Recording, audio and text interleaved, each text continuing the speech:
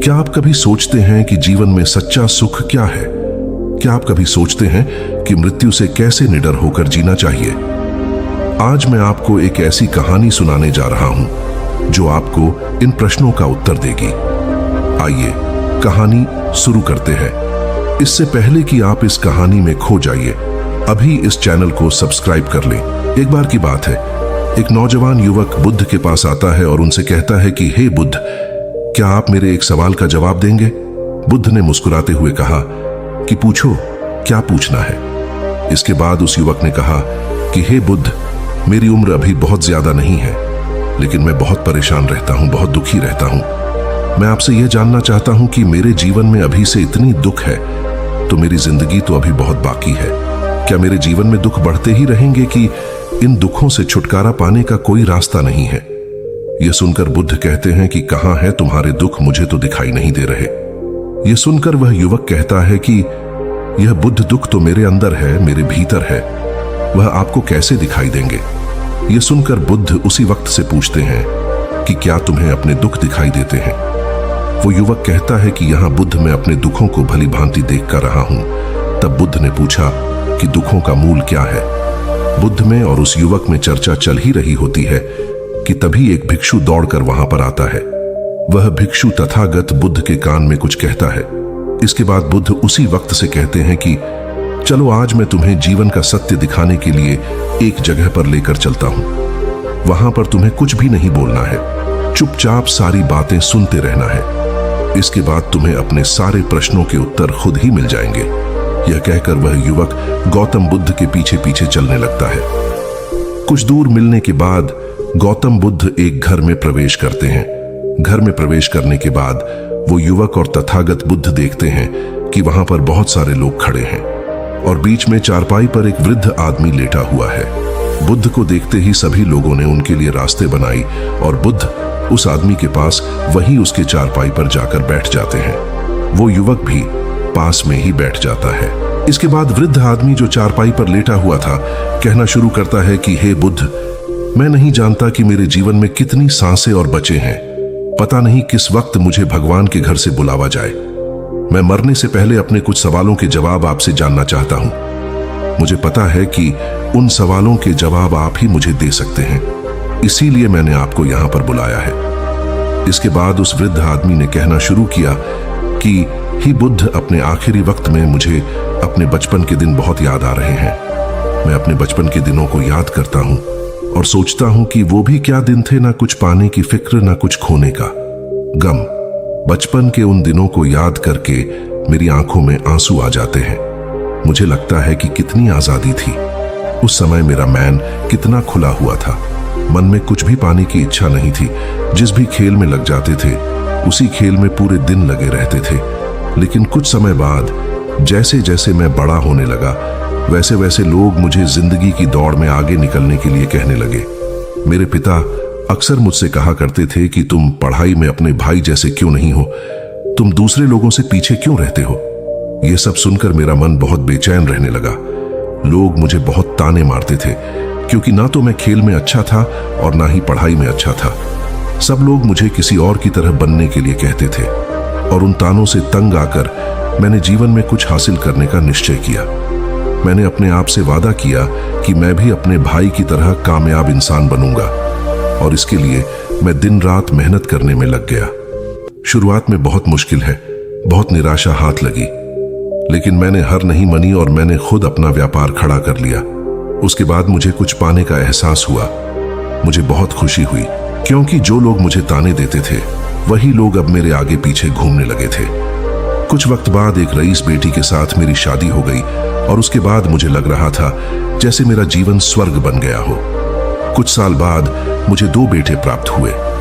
दोनों बहुत ही सुंदर और हर्ष थे। अब मेरा मन मेरे बच्चों के लिए कुछ करने को उत्सुक हो गया। मैं और भी ज्यादा धन कमाने में लग गया और जल्द ही मैं अपने नगर का सबसे बड़ा व्यापारी बन गया। सब कुछ अच्छा चल रहा था, लेकिन अनहोनी को कौन टाल सकता है। एक दिन अचानक मेरी पत्नी मुझे छोड़कर चल गई। इससे मुझे बहुत गहरा सदमा पहुंचा। मैं कई दिनों तक अपने घर से बाहर नहीं निकला।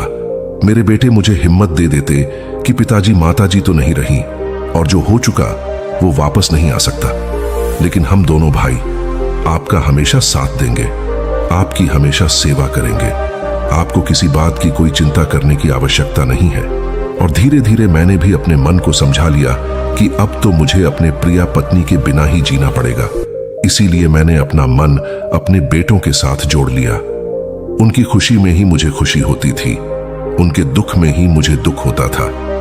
इसके बाद मैंने कहा कि ही बुद्ध जीवन चक्र में अक्सर मुझे महसूस होता था कि आखिर जीवन क्या है, जीवन को उसके गहराइयों में कैसे जाना जाए, ये कैसे जाना जाए कि मैं कौन हूं और मैं इस दुनिया में क्या करने के लिए आया हूं। ऐसे तमाम सवाल मेरे मन में उठते रहते थे।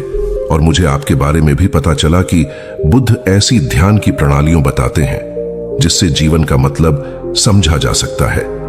लेकिन मैं हमेशा सोचता रहता था कि पहले मैं अपने जीवन से दुखों और परेशानियों को दूर कर देता हूं, उसके बाद ध्यान में मैं अपना पूरा मन लगाऊंगा।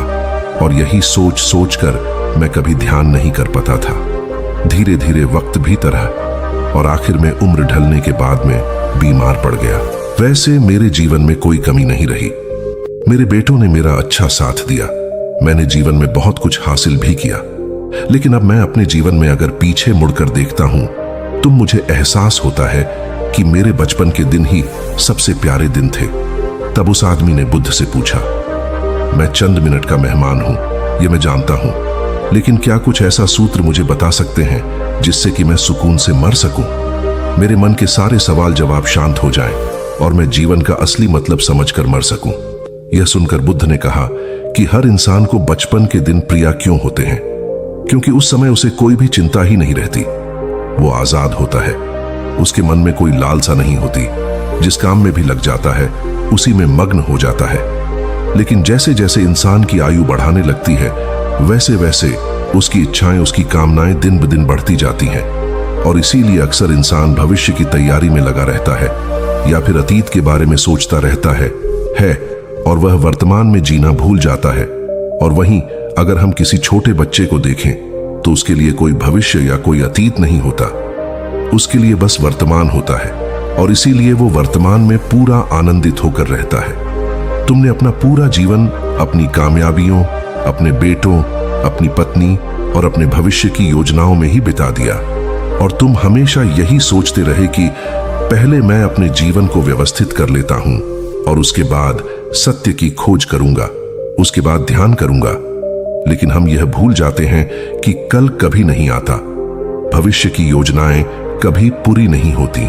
जब एक योजना पूरी होती है तो हमारा मन दूसरी योजनाएं बना लेता है और इस प्रकार जीवन चक्र चलता रहता है। और अब आखिरी समय में जब मृत्यु तुम्हारी सैया पर लेटी हुई है तो तुम्हें एहसास हो रहा है कि मैंने जीवन में कुछ भी हासिल नहीं किया। अब तुम्हें लग रहा है कि जो भी तुमने किया उसमें से तुम एक सुई भी अपने साथ नहीं ले जा सकते।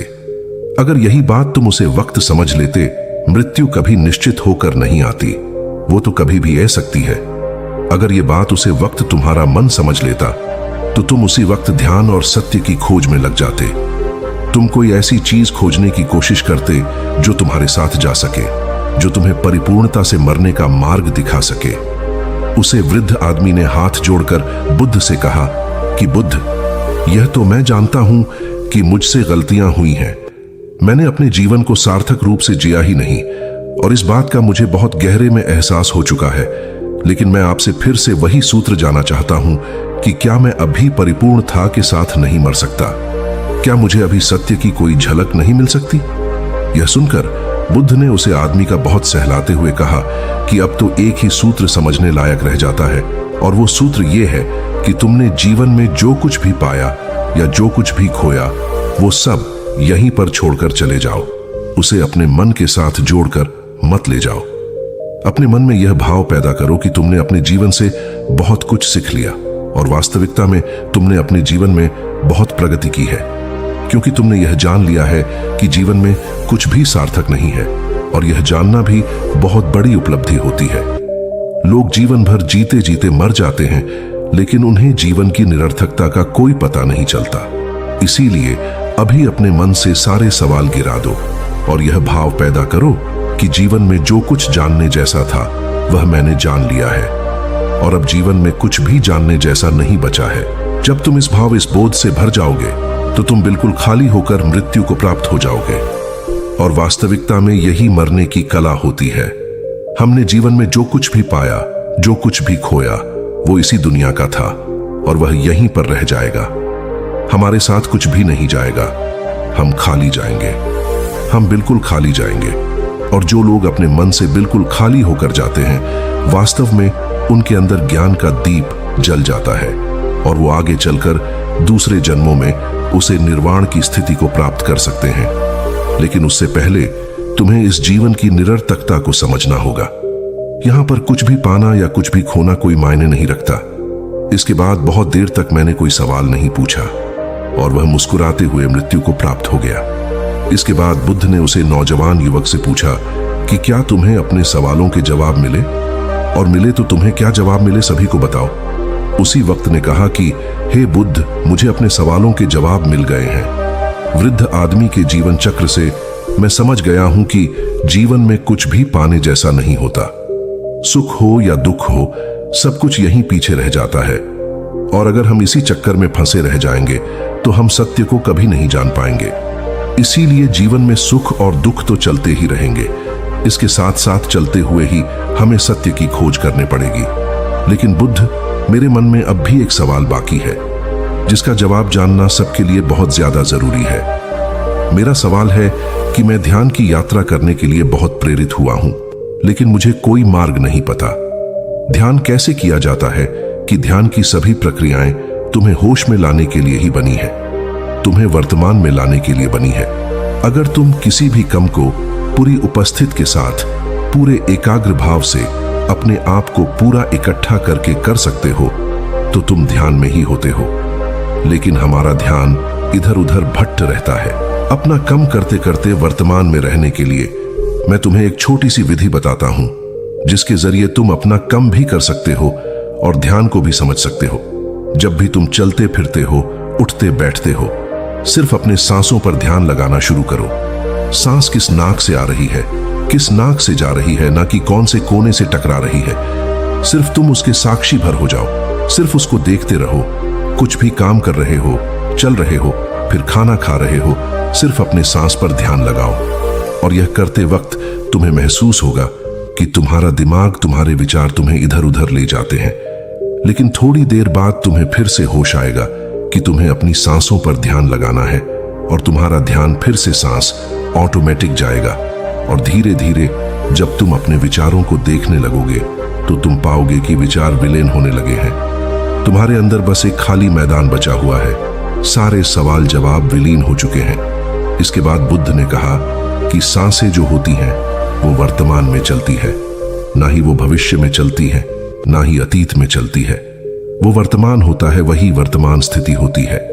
और जब तुम अपनी सांसों से जुड़ जाते हो तो तुम वर्तमान में ध्यान लगाना सीख जाते हो, क्योंकि सांसें जिन पर तुम ध्यान लगा रहे हो वो वर्तमान में चल रही होती है। इसके बाद धीरे धीरे कदम दर कदम तुम्हें ध्यान का खुद ही एहसास होने लगेगा।